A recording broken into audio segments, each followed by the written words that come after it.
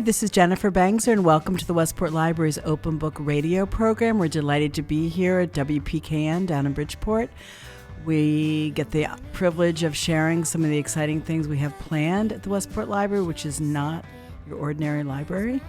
Upcoming, first we're going to tee off, we're going to talk to Adam Rackoff, who's an executive producer with Matthew Modine's production company, about a film that we'll be screening later in the spring. We're also going to talk to the founders and co-chairs of Westport's TEAM Westport, a committee created to increase multiculturalism and understanding of issues related to DEI and equity. We're also going to talk with Verso Studios' own Brendan Toller about what we have coming up at Verso Fest this year down at the Westport Library. You will be amazed about what you're going to hear. Also, following my conversation with Harold and Bernicestine Bailey of TEAM Westport, we're going to play a short clip of a talk given on January 14th in honor of the Westport annual Martin Luther King celebration with Dr. Clarence B. Jones. You'll hear a little bit of that clip, and you can listen to more of it later.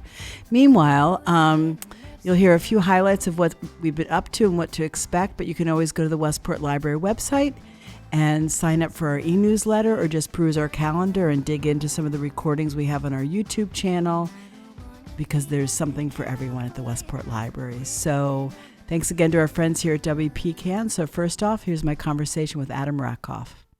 So my next guest here in the studio today is Adam Rackoff, who is an executive film producer with Matthew Modine's production company, as well as a lot of other things you've done in your life, Adam. So welcome to our Open Book Radio program. Thank you, Jennifer. It's great to be here.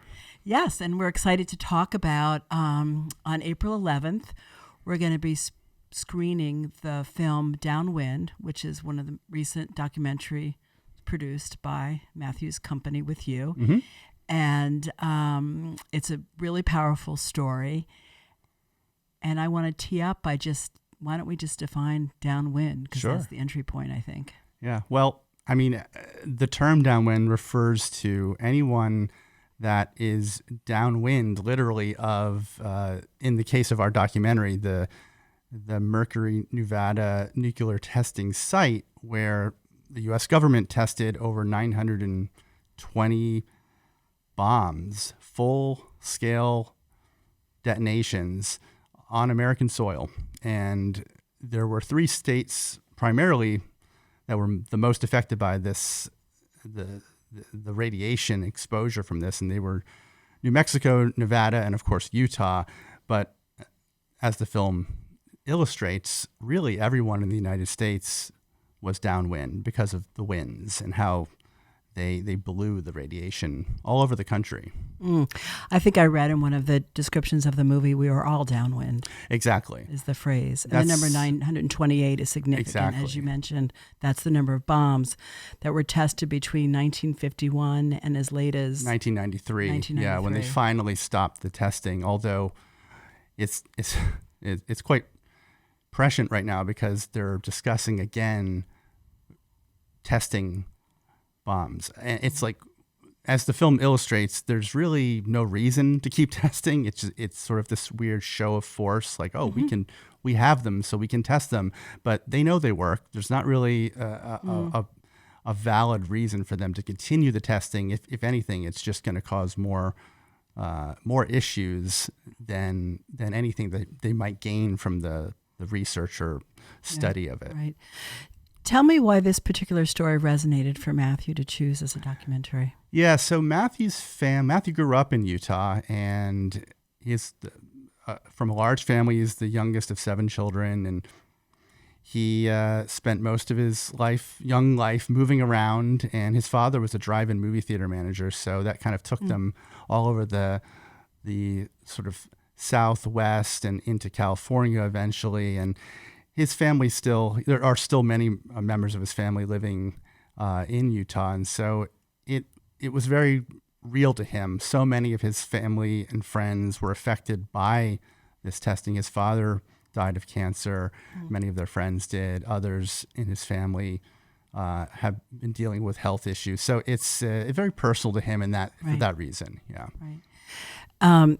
And I think, can we talk a little bit about the significance of the town of St. George in the film as a location? Yeah, I mean, there's a lot of areas that we cover in the film that are very important because of the number of people that were affected by these tests. And as the film goes into, the Western Shoshone Indians were really the group that was the most impacted, and largely because they were deemed by the U.S. government to be what they called a low-use segment of the population. Which is such a crazy set of words and terminology to describe human beings. Yeah.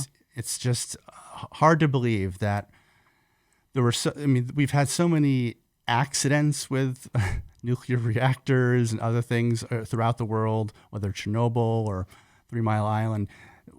The U.S. government created its own nuclear disaster, really, with these tests that they deemed to be so important. And in fact, they originally were when they were scouting where they wanted to test, they were looking to do it over the Pacific Ocean, but they were concerned that the radiation might blow into California, where I guess they assumed that was a higher use segment of the population. Isn't that horrible? So they decided, let's go into the desert where there are the people, they won't be. Well, this is, not that part of American history, the different value for different lives. Exactly. That the government places on people. We could go down a very important rabbit hole on that. And I think what's really interesting, you brought up about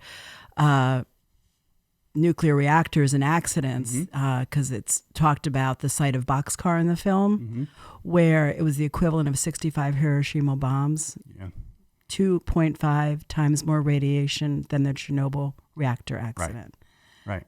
But in our popular knowledge, we don't think or talk about this. And that's a big part of, I think, why we wanted to make this film, was that it just felt like, yes, it's in the history books, but it's not really being taught in schools. It's not really something that the everyday person is aware of. Like, they know we tested the new film Oppenheimer by Christopher Nolan, certainly has brought the development of the first atomic bomb into the spotlight, but even that film doesn't touch upon sort of it touches on the human side of the story from the scientist's point of view or from the military point of view and the sort of the families of those scientists, but it doesn't go into the general population and how this affected them. Well, it's the story of one man, essentially. Right, exactly. And it probably was very meaningful for Matthew to be a part of this film. It was, yeah. And it's interesting because when we had already begun working on,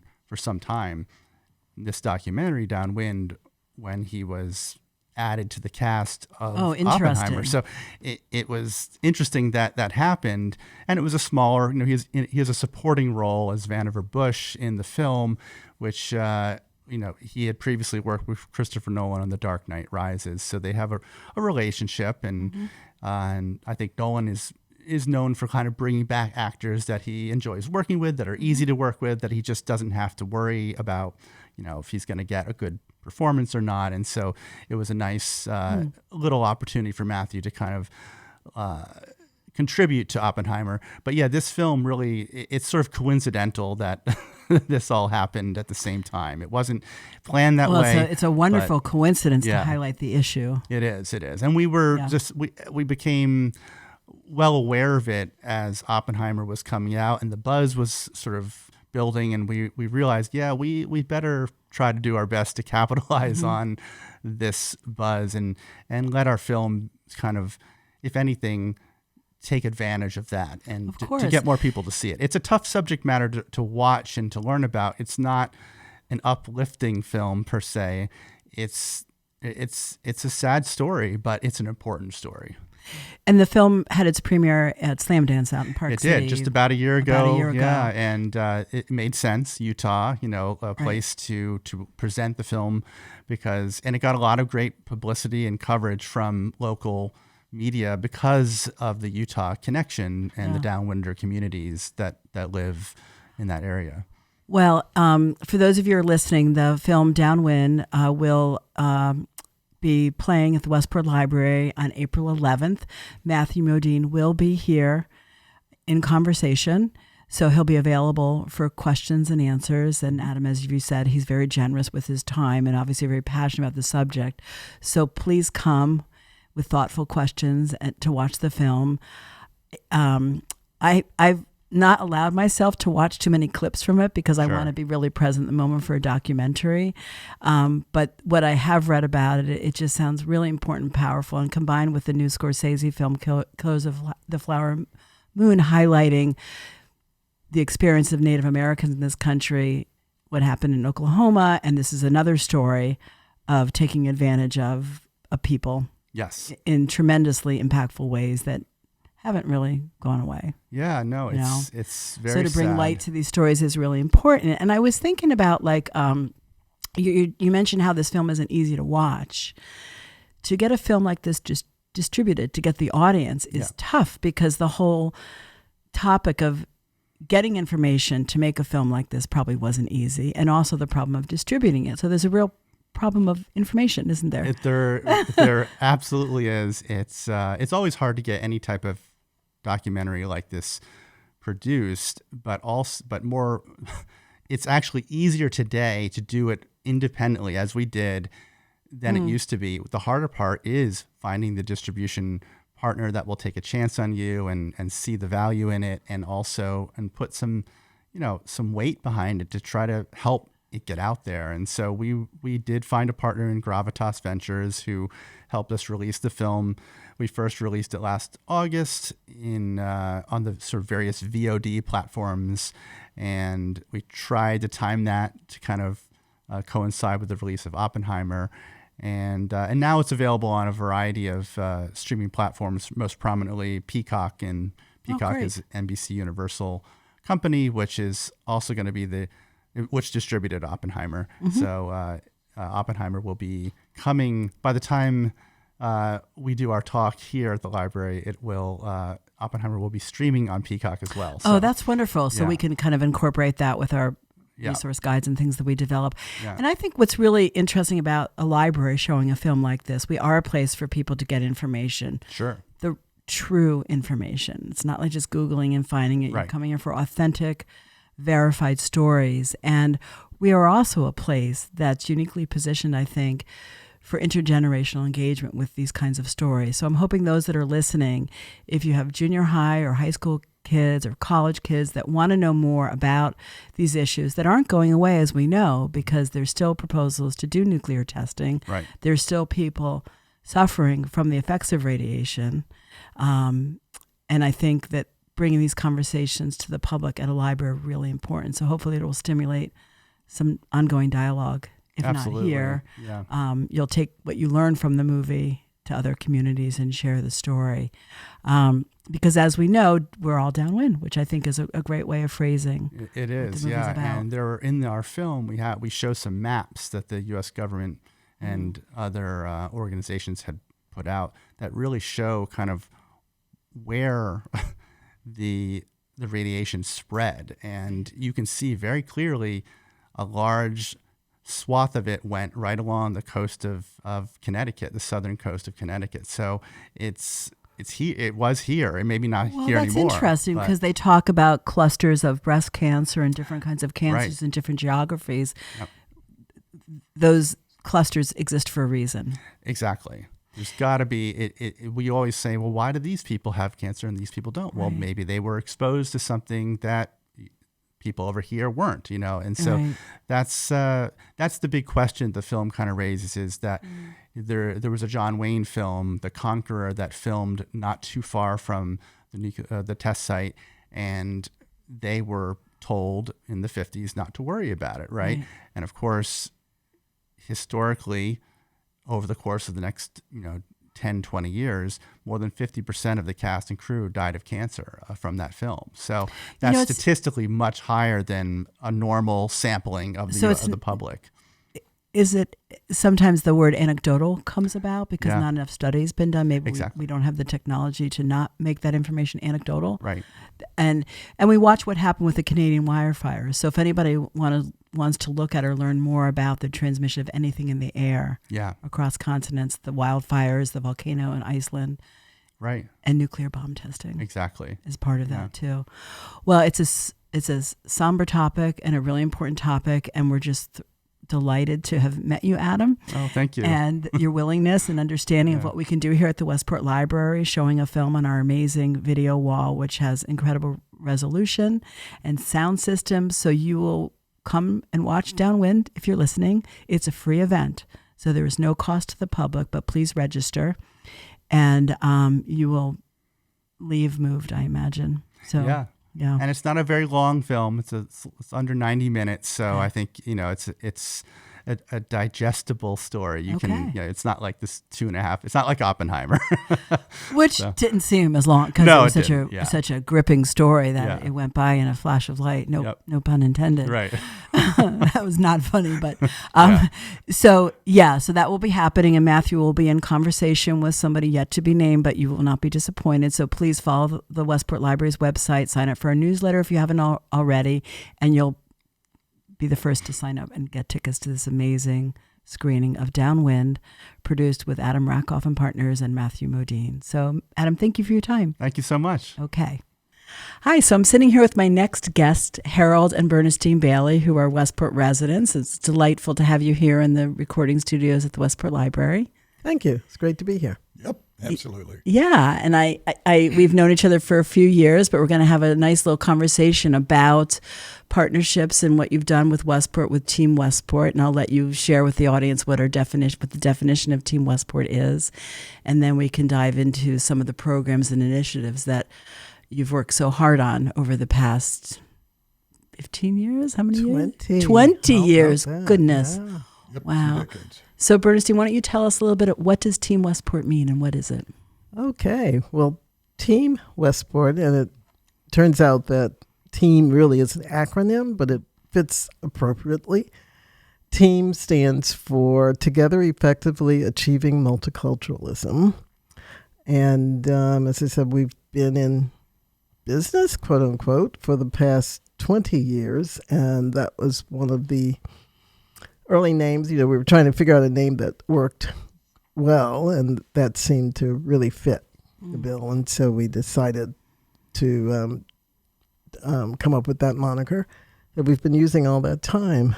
Well, I guess we can talk more about how we started out. We were a committee that was, first of all, a task force that was established by the first select woman of Westport at that time, Was that Diane Farrell? Yes, in 2003, actually, that was. And we started meeting. Diane convened a group of Westport residents who were from different backgrounds. And so we just started convening, learning about the history of race. Well, I guess the history of immigration to the U.S., the development of different peoples over the history of the United States.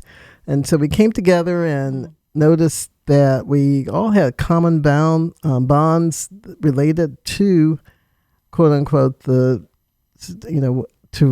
race in America. And this all came about in the post 9/11 world, where, right, 2003, is it right? So talking about and gaining a better understanding of multiculturalism and peoples and where they've come from and identities became really important. Always have been, but became extraordinarily highlighted, I think. Correct. Yeah. Especially in Westport, that has had and still has a lot of different people Right. who are here from various backgrounds. So, Yeah. Yeah, we specifically when we were going through that study period as a task force, we were looking at the ways the laws were implemented around race and ethnicity. I mean, for instance, the difference between African Americans and people who were from India, or people who were from China, and people who were from the Philippines, and some of the variations there for all of those things. It really gave us a chance to see how different the fabric was depending on your ethnicity, and in other ways, how we're all really inextricably bound. And how the different senses of identity were expressed in the community, or how they walked through the community or felt included and involved, and broadening, hopefully broadening that involvement and connection as you said. So Yeah. after we finished working with each other for several months, the question was, where do we go from here? Do we do a white paper or something for the town, or do we move forward as an organization? The idea was, let's move forward as an organization. The focus is on making Westport more welcoming with respect to race, religion, ethnicity, and LGBTQIA, which didn't even exist then. Well, that's to the brilliance of the concept. It's been able to live and expand as the community and the world has needed it to. Right. So and the other thing was, we didn't want to be the punitive group for the town around that space. What we wanted to do was to make diversity fun as much as possible. And so we wanted to get involved with each one of the major organizations inside town to have diversity become at least one event a year, be something that they focused on. So let's talk about some of your partners and some of the programs you've done to help fulfill that mission. We'll get into the Martin Luther King Day because that's such a big nut, and we just had a beautiful event here. But the programs you've done with the schools and other community groups, want to talk a little bit about some of those? Sure. Like we've instituted a scholarship program with the high school, or yeah. You want Mac? You want to? Okay. Well, I guess at one point at the high school, we were awarding a student who, and it was all selected by the school community. We didn't really get involved in the selection process, but we were awarding the student who was considered to have done the most toward making student body more welcoming over the year. So we did that for a few years. And then about 10 years ago, we changed a little bit and started the Teen Diversity Essay Contest, which also awards students for talking about, or writing 1,000 words about their experiences at the high school, or at the high school level, because they don't necessarily have to have gone to the high school in Westport, but they do have to be Westport residents to participate. So they can be at a private school or anywhere else, or homeschooled as well. Yes, or homeschooled. So, so that's been our latest thrust. It's been very powerful. I mean, some of these essays, I've watched the finalists as they present, whether at the library or another partner organization. They're so, we've learned so much from what these students write about. Yeah. And you're getting ready for the next essay question to be distributed, or? Correct. Probably. It will be distributed fairly soon. Yeah. Yeah. So a week or so from now. Another week or so.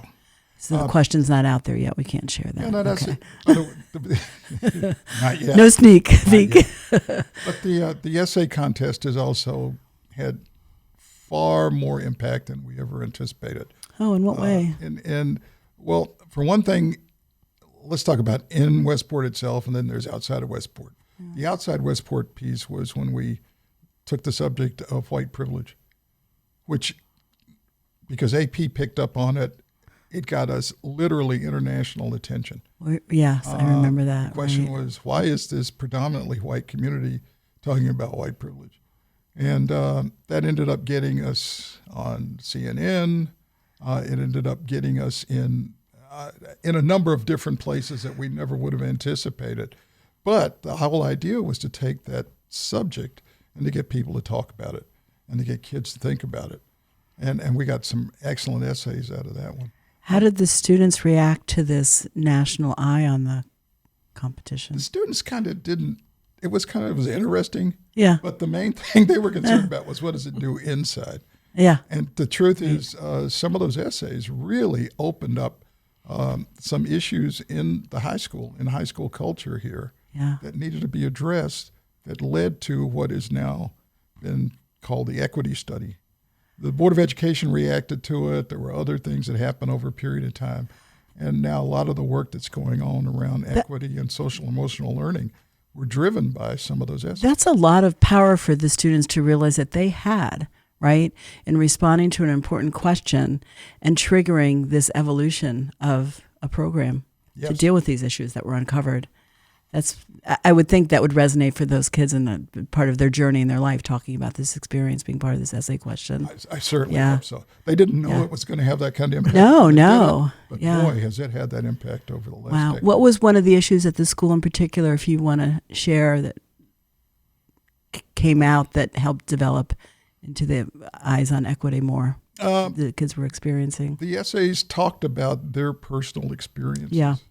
And experiences, in some cases, that they had seen other people go through. Right. That triggered, believe it or not, alumni coming back later on and literally giving us examples of microaggressions and other experiences they had over one summer. I guess we ended up with like 100 different examples that the alumni who had gone to Staples put together to talk about the environment. And that was not just through different years, different time periods, and where were the commonalities? Yeah, and it was all races. Yeah, and I think that also led to the development of, or establishment, I should say, of a Team Staples, a group that really, an affinity group in a sense that hadn't really existed before, but it brought the kids together so that it became, it's one of the Staples clubs after school. And so they can get together and discuss issues. That's what I like about this whole progression is you came in as adults with your experience and your life experience as Westporters and what you've gone through as people in your generation, other generations, and getting that intergenerational connection with your experience relating to theirs. That's really powerful stuff. Yeah. And that leads us to, I think, in a way, Martin Luther King, the legacy of his work into the new generations and what we've done here in Westport with the Martin Luther King Day celebration. That's been a partnership for 18 years now between Westport, the Westport Country Playhouse, the library, the town, the TEAM Westport, the Westport Weston Interfaith Community to bring a thought leader on topics that relate to Martin Luther King's legacy, correct? Yeah, originally it was started really by the Interfaith Council. Okay. And it tended to be a church-based ceremony. And it was strictly the interfaith clergy and council that were doing it on that Sunday of what is now Martin Luther King weekend. About 8 years ago, 8 to 10 years ago, Team Westport, we got involved. And we got involved with the Playhouse to make the venue the Playhouse instead of a church. And then shortly after that, the library joined as well and became a major player at helping us get really world-class speakers in to talk. We had Ibram Kendi here before we took off. We had Carol Anderson. We've had several other folks who've been American Book Award winners. It's really phenomenal when you go through the list, even just going back the past few years of the people that have come to this place for this conversation that's so important. You mentioned Ibram Kendi. And then we had a couple years ago Heather McGee and her talk with the economics of racism. That there are words that she said in the forum here in the library that I'll never forget. She's just amazing voice of documented history of what the experience has been of Black people in this country. And then Layla Saad as a writer, and James Foreman talking about the issues of incarceration, right?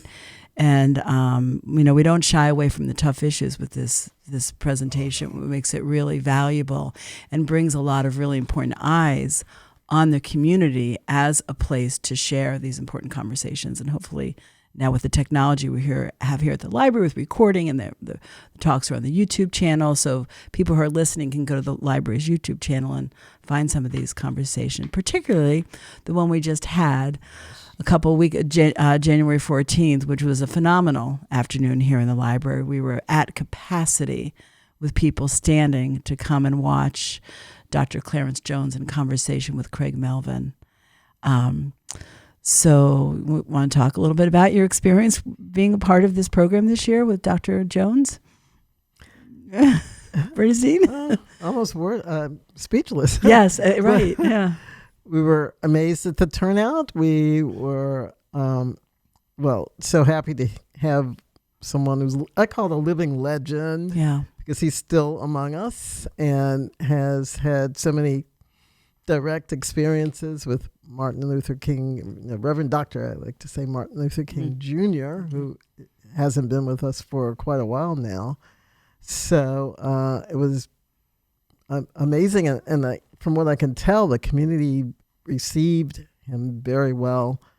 Just the whole program. I keep hearing such great things that about that day and that experience. We had met Dr. Jones, a few years ago. I'm going to say 15 or so, 10 to 15 years.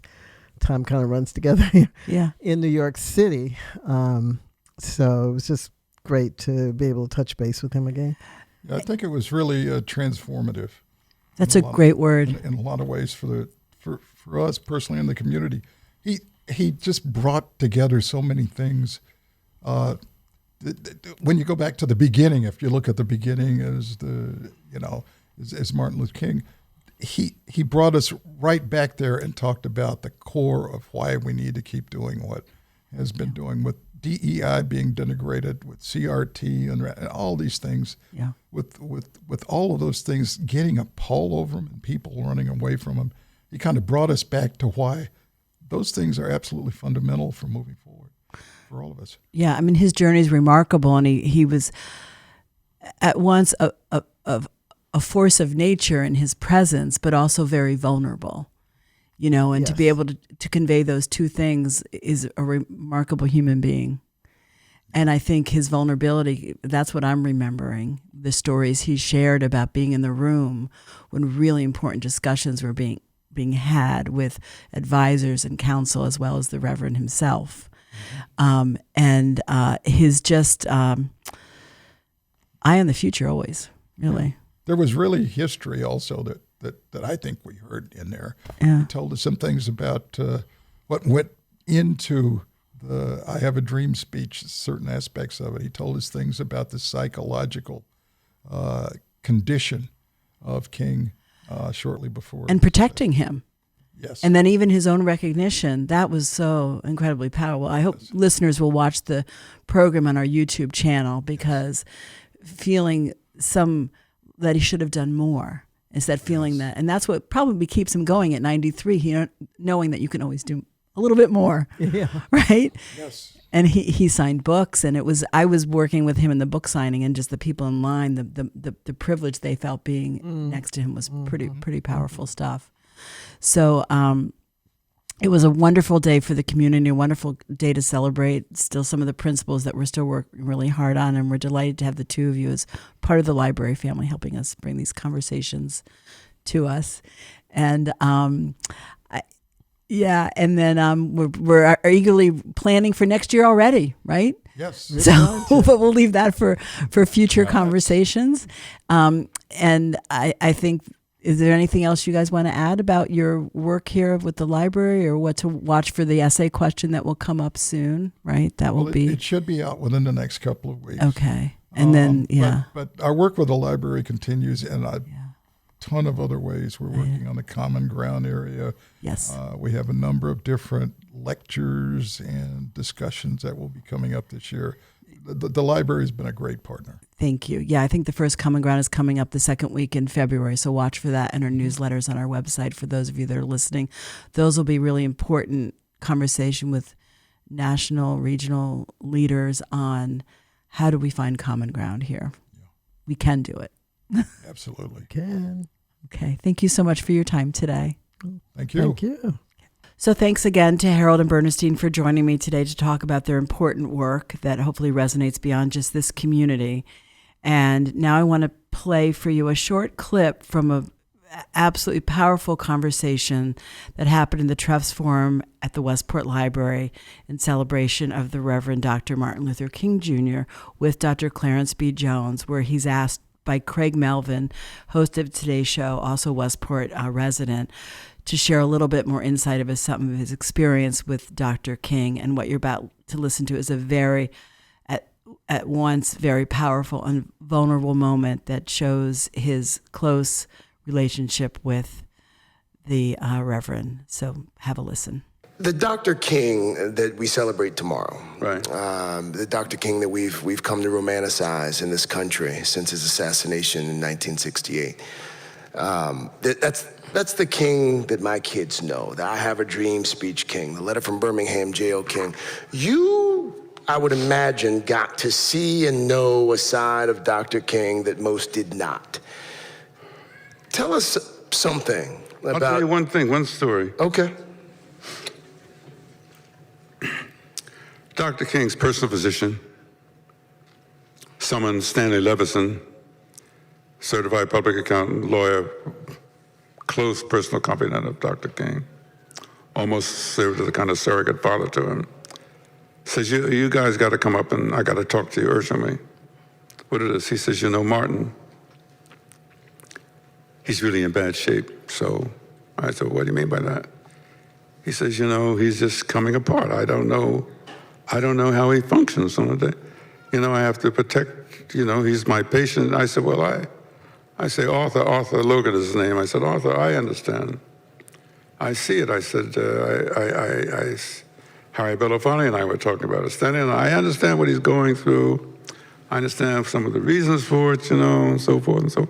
And so Arthur Logan is saying, we have got to he's got to see a psychiatrist immediately, as quickly as possible. We've got to. And I said to Arthur, excuse me? Oh, yes. I said, no, Arthur, you can't do that. Arthur says, excuse me, Clarence, I respect you, but I'm his personal physician. I respect you, and I know Martin respects you, but you're his lawyer now. I think I know a little better than you about the condition of my patient. I said, I'm not challenging anything you are saying, Arthur, but I'm simply telling you, as a matter of fact, that Dr. King is not going to go to a psychiatrist on my watch. He was fair-skinned, he turned absolutely beet red. He said, I could take you to the Bar Association. I said, Arthur, I don't give a damn what you do. Dr. King ain't going to see no psychiatrist. Stanley Levison was sort of like, he says, well, I don't think it would be good for him to see a psychiatrist. I said, no, Stanley, Dr. King ain't going to a psychiatrist. And I leaned over to Arthur Logan. I put my hand on him. I said, Arthur, let me tell you something. Why I'm so adamant about this. I said, within 30 to 60 days, that Martin King is under the regular consultation of a psychiatrist. Within 30 to 60 days, the transcript of everything that he says to the psychiatrist will be on J. Edgar Hoover's desk, and I'm not taking that risk. I said, I'm not qualified, so I'm going to have to be his surrogate psychiatrist. Arthur Logan turned beet red. I said, you can go to Bar Association, I can't. He said, no, between you and me, Martin was just coming apart, from his own self-inflicted wounds, the personal relationships he was having with women, not just men. And he turned, and unfortunately,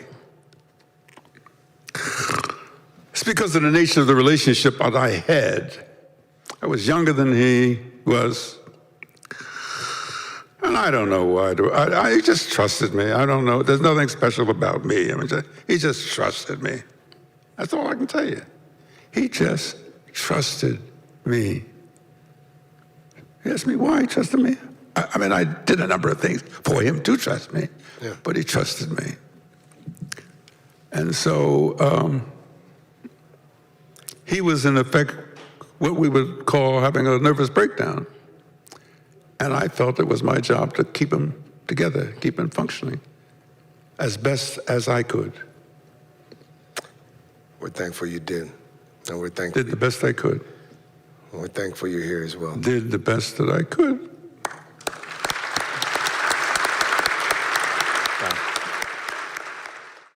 So now I'm going to interview my colleague, Brendan Toller. Hi, Brendan. Hey, Jennifer. So you, me, and everybody We know. inside the building has been busy programming the Verso Fest that's happening April 3rd through April 7th. 5 days this year. 5 days of multimedia talk, music, conversation, panels, workshops, learning, everything. So let's talk about what's happening to kick off the Verso Fest on Wednesday, We the are 3rd. coming in strong, and this is kind of a sneak peek and first listen because many of the press releases have not come forth about a lot of the programming. Yes, we're it's having it's this not year for anywhere but 2024. on the air right here. That's right. This is a WPKN exclusive.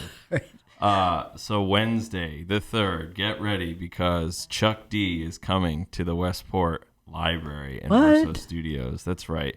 He will be in conversation with Johnny Temple, who is an amazing indie publisher. Akashic Books, I think they're called.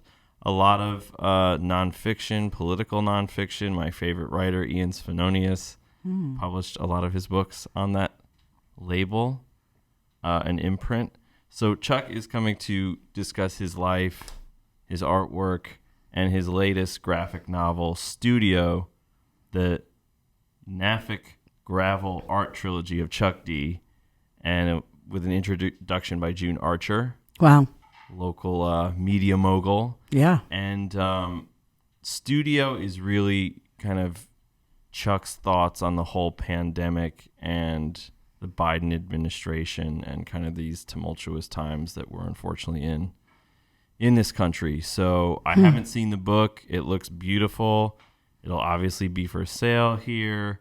I And believe. he's just an amazing speaker. And, we forget, what he made culture think about, where he pushed culture with media, with Public Enemy, with the albums that he released, with the work that he continues to do on stage and off as an activist and as an artist. So Staying true to his voice. you don't want to miss that. I'll be front row if I can. Yeah, so watch that. It will probably be a ticketed event, so keep your eyes on that. Yes. And before that, actually, we're going to open up the festival, which I really am excited about, for something for young people.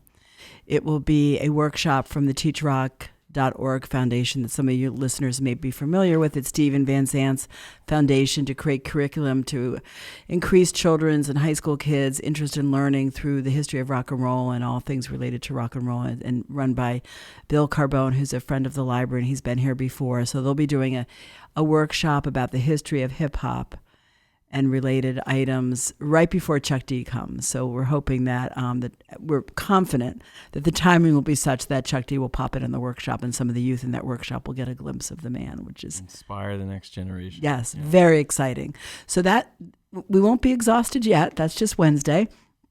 And then on Thursday is the first performance night of That's Verso right. Fest. It'll be on Jimmy Fallon late night next week. The Lemon Twigs. Really? Yeah. Whoa. The Lemon Twigs are hitting the Westport Library and Verso Studios Verso Fest. Thanks to WPKN programmer Alec Cumming. Gotta say it. Yeah. Lemon Twigs wanted an early tour with Sunflower Bean, and I think Sunflower Bean and Julia specifically sort of told Lemon Twigs, if you get an opportunity to play Verso Fest, you should. So That's what it's about. it's like this. It feels like we're passing on tradition, from year to year here. And I you're love just- that. I didn't know that little backstory really, Brendan. I mean, I kind of did, but the way you articulated it, because that's what we're building here is this community, right? Get your That's eyes on the Verso Fest. Well, and this Very is cool. just a great. Some people might say emerging band, but I think that they're just. They hold a lot of my attention right now. I've seen them a couple times. They're very exciting live rock and roll band, super talented, super intricate songs, amazingly crafted, as Iggy Pop, says. They just leave you scratching your head. You may not like what you hear, but you're like, well, how did they do that? Let's it's get just- people thinking. So I always tell friends it's like seeing the Raspberries or something, from the 1970s. And those tickets are available They're now. available, and I also want to say that opening, we're having her back again, DJ Hysterica, probably the top rock and roll female DJ, vinyl DJ in Connecticut. She has shows on the renowned WFMU and WHUS up at UConn. I'm sure PKN would love to get her at some point. Hey, She's anything's busy. possible. But she'll be spinning vinyl, from about 7 to 9, I think. And she's part of the Verso Fest family. She was here last year, and That's she's right. been, She so did the she's same slot. So we're happy to have her back. Friday, still under wraps. Okay. April 5th, there is a performance, all as I can say, likely an iconic 90s band.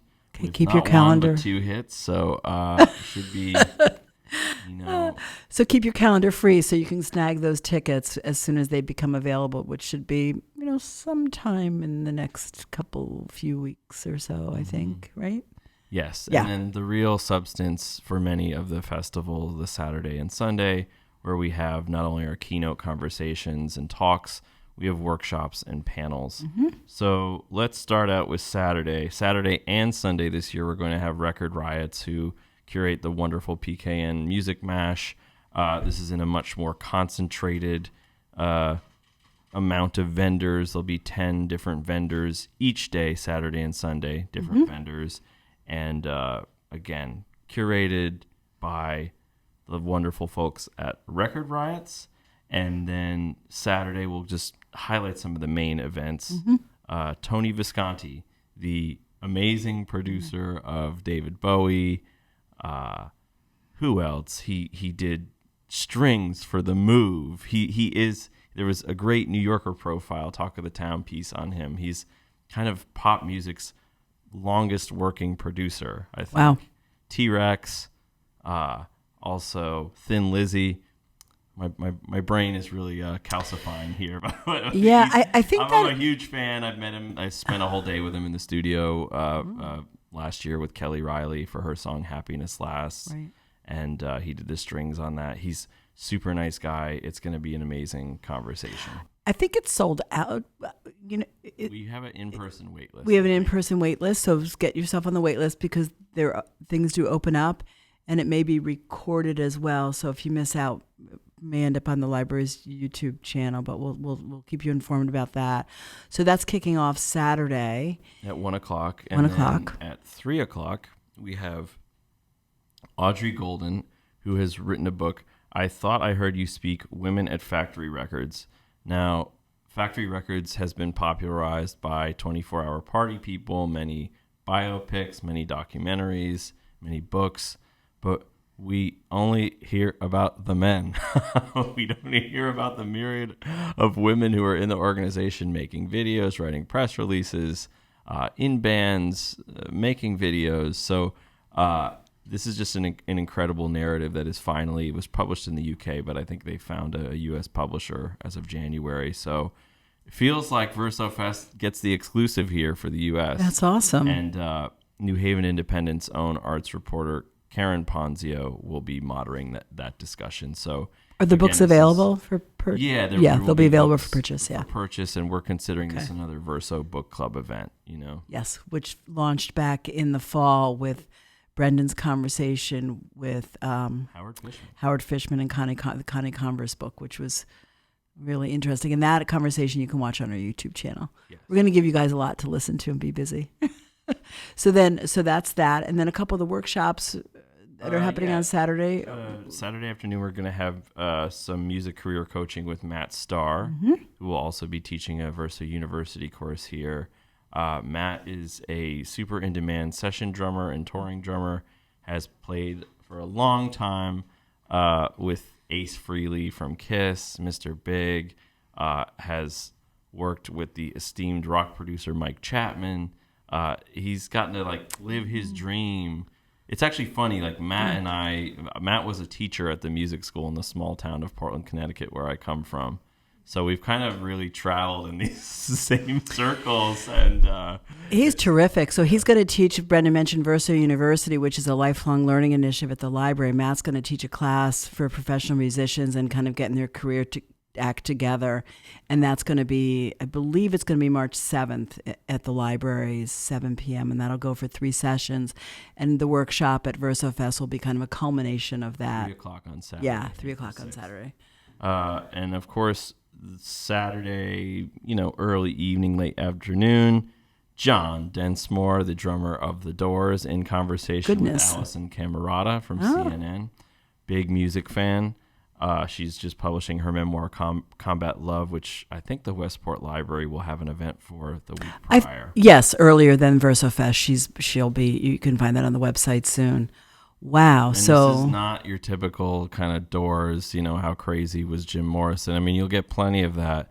But John has a new book out called The Doors Unhinged, Jim Morrison's Legacy Goes on Trial. So it's really about John going the lone road and kind of litigating and suing his two bandmates over the Doors legacy and their sort of presence in commercial entities and how the band's legacy gets continued on in merchandising and licensing and things like that. So interesting. It's a interesting conversation for any artist, right. I think. And let's go through some of the things on Sunday. We're going to kick off the day by talking. There's going to be a panel discussion about this legendary, iconic recording that Fleetwood Mac recorded in Connecticut, 1975 at Trodnossel Studios. So we're calling the panel WPLR and the Birth of Buckingham Nicks Era Fleetwood Mac. It'll feature WPLR personality Dick Calt, and it'll be moderated by my friend and a great songwriter and artist, Dr. Jennifer Dauphiné. This, if you have not heard the bootleg, this is right when Lindsey Buckingham and Stevie Nicks joined Fleetwood Mac. And the band for many years, Fleetwood Mac, was a great blues band with Peter Green, and they went through this kind of rough transition period. And this recording feels like them stepping out of the old Fleetwood Mac into what would become the powerhouse of the mid and later 70s. This is before Rumors. It's right after their first album with Buckingham Nicks. So you're hearing really raw and early versions of Rhiannon and just beautiful harmonies. And Christy McVie introduces Stevie Nicks and is like, yeah, this is a song she wrote called Landslide. Amazing. So some real good history there. The crazy tale behind it, because it was a very drama-filled and action-packed session. Dick Calt flagged down a Rolls Royce on the Merritt Parkway for the Fleetwood Mac photo shoot to happen in Wallingford before the session. That's a sentence right there. So you don't want to miss that. It's a great panel on broadcasting, on the sort of ability of community to come together and create a special moment, and also just the great drama of having pretty much a brand new band that would go on to huge success in this small studio in front of 100 people. And this conversation will happen in our forum where there's plenty of seating to watch the dialogue on stage. Yeah, correct? Come on in. Yeah. Workshops, again, we're going to have a legal workshop. I think it's going to be called Mind Your Business with Marcus Thomas, who is a lawyer and professor at the Hart School of Music, University of Hartford.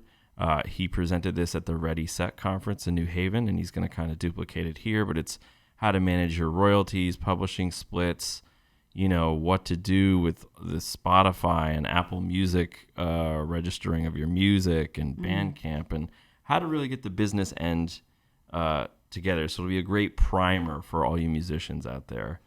And we'd be remiss if we did not mention that there will be Glam to Punk, a fashion roundtable, Alice Cooper, Bowie, Blondie and Beyond, featuring Cindy Dunaway and Titian Snooki from Manic Panic, moderated by Christine Ullman. That's going to be spectacular. Yeah, Jennifer and I have been working hard behind the scenes on that. Looking at some of the pictures they've been sharing that they're proposing to share to all of you is really, really quite something. So what people don't really realize is, Bowie his style did not come out of a vacuum. Cindy Dunaway is kind of the unheralded genius of the glam fashion era. She hand sewed a lot of the costumes that Alice Cooper group were kind of known for in many photographs and their stage presence. And Bowie saw that group and said, that's what I want. Saw them at the Rainbow Theater in London. Yeah. And Cindy, we're showcasing Cindy because she wouldn't showcase herself. She's just really humble and lovely to talk to. So it's a real privilege to have her in this venue talking about her contributions. Yeah, the pictures are incredible. Again, like Elton John saw the Alice Cooper group and all of a sudden started getting into stage where she's going to have a lot of the costumes on hand. And then it's just an added bonus that Tish and Snooki are also going to be on stage. They are the inventors and proprietors of Manic Panic, the wild hair dye. Yeah, it started it all. Yes. So For sure. So, it's gonna be a fun day. so come dressed and ready to listen, right? And then we have a couple other workshops we're doing. There's a fellow named Tom Salta who lives locally, and he's one of the world-renowned music composers for some of the biggest video games in the world. And he's agreed to come and do kind of a mini of his master classes about creating the craft of music for video games. So that should be really interesting. Did we have that slotted for a time yet? Yeah, that looks like it's going to happen at 12:30 in the Brooks Place room on Sunday. Awesome. 7th. And then we're also going to bring in a team from Connecticut Public to talk about Pitch Your Podcast, to help people kind of hone in their podcast ideas. And that's going to be I believe Saturday. Saturday workshop. And then later Sunday afternoon. Yeah, we are working on a wild style event with Tony Tone, Grand Wizard Theodore, in the works. So we'll get there. We've done 2 really great hip hop events here, and here comes another one to close the festival out. And there's a couple other little things we're still finalizing, some exhibit related things, maybe something a little more immersive, maybe some memorabilia related to David Bowie's history out there with Diamond Dogs. We're working on that. So this is a growing, evolving festival, as it should be. So, stay tuned. westportlibrary.org/VersoFest. westportlibrary.org/VersoFest. We'll see you there. Thanks, Brendan. Well, I hope you enjoyed my conversations today with some amazing human beings that are really putting some life and meaning into what we do at the Westport Library. Please be sure to check out our website, westportlibrary.org. Sign up for the e-news as well as the Verso Studio e-news. We know all of you WPKN listeners will want to know what's happening at VersoFest this year and not miss a thing. Thank you for listening.